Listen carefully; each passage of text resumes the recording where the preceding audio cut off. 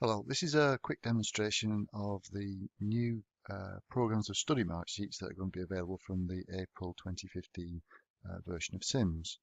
This is a demo version. You can see we've got an extra icon here.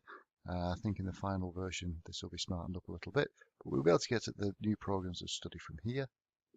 And just like we always have done, there'll be an option of the assessment menu. Here it is in the beta copy for programs of study tracking entry.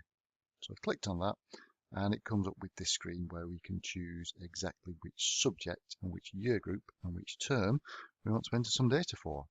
So the impressive thing here is that literally every subject, even the foundation subjects, are included within the programs of study. So not just reading, not just writing, not just maths, but PE, music, history, and so on. I'm going to use maths as an example. So I'll choose maths from the list there. And I'm going to then have a look at the strand we want to have a look at. Each subject is further subdivided into individual strands. Let's have a look at measurement. And let's choose our current year 5s to look at. And also, we'll choose to have a look at results from the autumn term of this year. And now if I click the populate button, we should see some pupils and some strands of the curriculum. Okay, here we go. As you'd expect, there's a list of the current pupils, but the obvious thing to look at here is every single individual statement or element from the national curriculum has been included in these new mark sheets. And you can see that the statutory ones here are highlighted in green, and the non-statutory ones are highlighted there in blue. We'll go back to the start. Yes, plenty of room there for a description of that particular element of the curriculum. And each element of the curriculum we can enter one of 4 grades. E for entering, D for developing, S for secure, or M for mastered. And as we enter those, let's enter something here, you'll see that they are automatically color-coded according to what value we type in. So mastered is blue, secure is green, developing is yellow, and emerging is red. The other thing you'll notice there is unsaved data is now indicated by this circular feature there. So that just indicates that we haven't saved the data yet. And as soon as we save that, that is now saved against the year 5 autumn term result set. You can see there that year 5 autumn term, because we chose it on the first initial screen, that's the default for entry on this particular mark sheet. And it's important to know that you have to choose a term before it will let you go any further. You can't accidentally not put a term in, so that's good. So once all this data is in here, you see it's nicely color coded. We can do a lot of the standard data analysis that we could do in an ordinary mark sheet. We can right click on the column header there and show the grade distribution, just as you'd expect. And at the bottom of the screen, it's giving us, again, similar to a mark sheet, but these are slightly different statistics. It's giving us the averages across this whole column. So for this particular aspect of the curriculum, measuring and calculating the perimeter, this is telling us that we have 58 pupils in this year group. There are 6 results that we've entered. 3 of them are at the level of secure or mastered. That's the percentage of people achieving the skill is the people that secure or mastered. That's 5.17% of this population.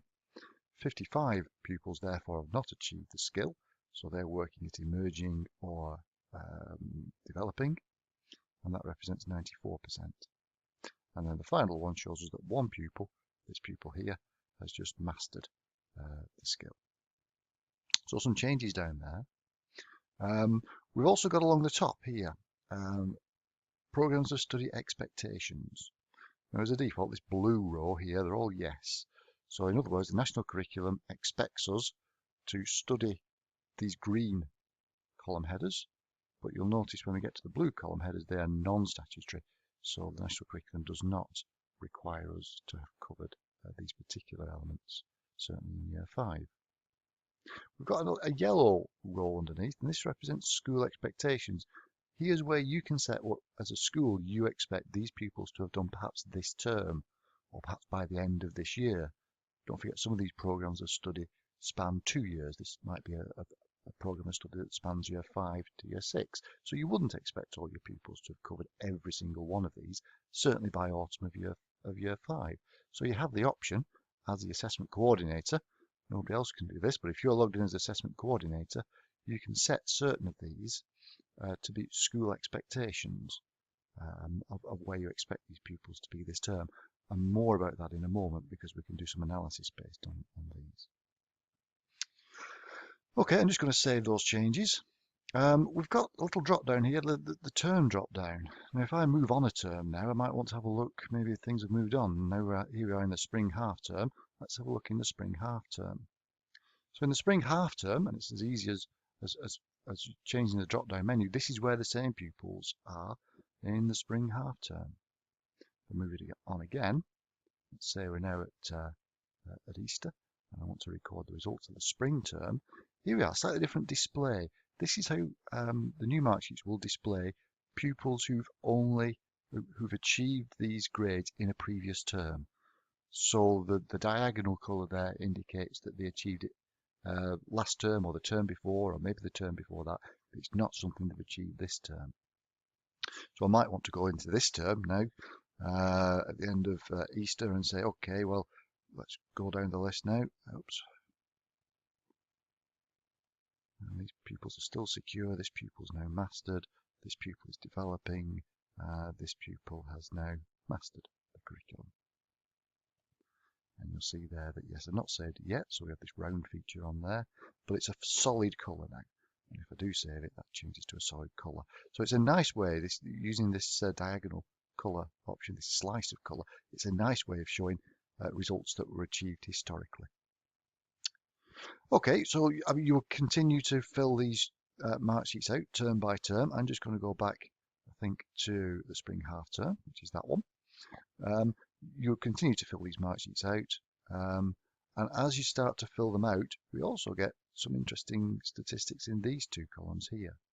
Because as we're going through here, and as we're typing M for mastered or S for secure, it's deciding whether that pupil has achieved all the expectations.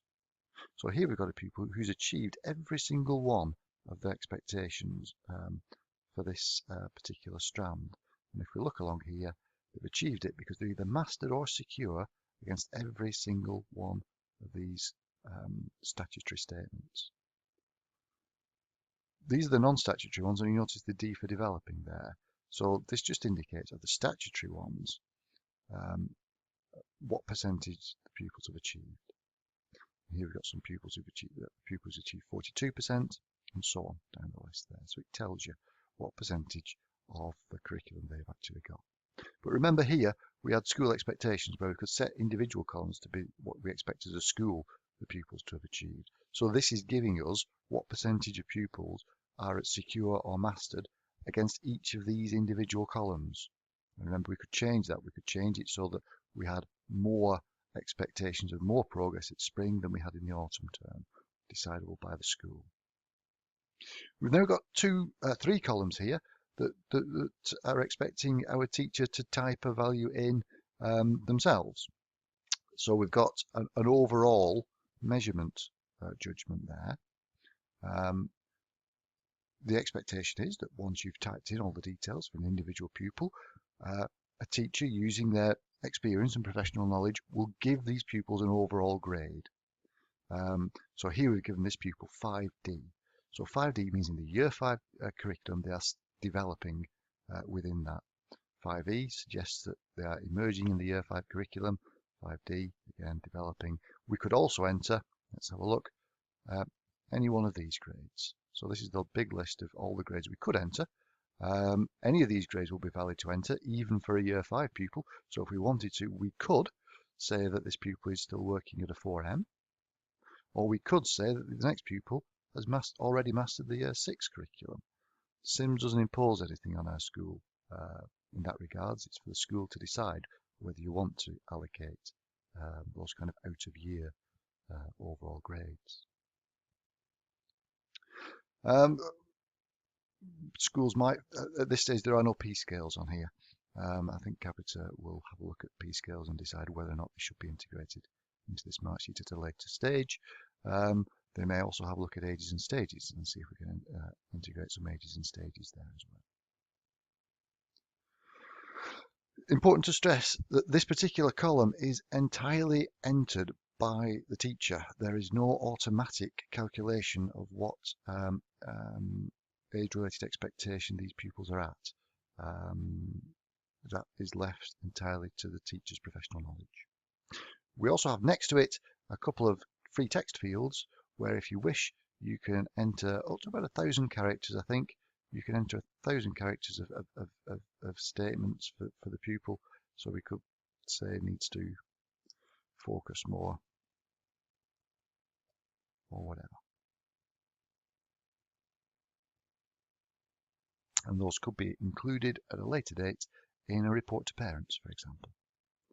So that's it, that's 10 minutes. That's probably long enough for a quick demonstration of the new system. It does look very promising. It should be with you from the spring release of 2015. Thank you.